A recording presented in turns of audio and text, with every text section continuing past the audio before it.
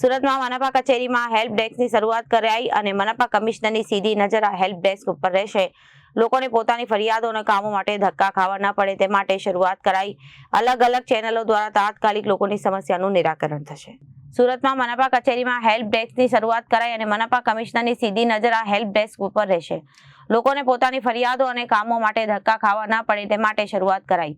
અલગ અલગ ચેનલો દ્વારા તાત્કાલિક લોકોની સમસ્યાનું નિરાકરણ થશે અને લોકોને સમય બચાવવા અને ઝડપી કામગીરી કરવા નિર્ણય લેવાયો હતો. અમારા બધું કામ જાહેરમાં આપી શકીએ છીએ, કોઈ ખાસ સિગ્નેટ કામ નથી. આરટીઆઈમાં પણ ઘણા માંગે છે અને અમે પણ પ્રોએક્ટિવલી માહિતી આપીએ છીએ. પીઆરઓ મારફતે આપણે નિયમિત રીતે આપતા હોઈએ છીએ અને કંઈ પણ મીડિયાના મિત્રો, પત્રકાર મિત્રો આપણને માંગે તો અમે પણ સામેથી જેટલા માહિતી છે આપણી પાસે એ આપણે આપીએ છીએ. હા, એમાં ટાઈમ લિમિટ હશે. જે અમારું રૂટીનમાં દરેક કમ્પ્લેન્ટનો નિકાલ માટેનું L1, L2, L3 ઓટોમેટિક જે રાખેલું છે એ સિસ્ટમ એમાં પણ લાગુ થશે અને એમાં જે કમ્પ્લેન્ટ નવું નોંધવામાં આવશે એ તો એસએમસીની કમ્પ્લેન્ટમાં પણ જશે.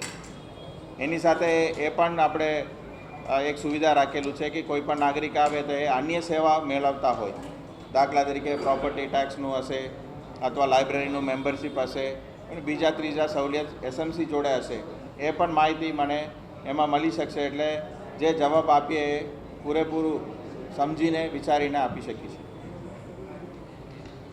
Bureau report, Janadesh news.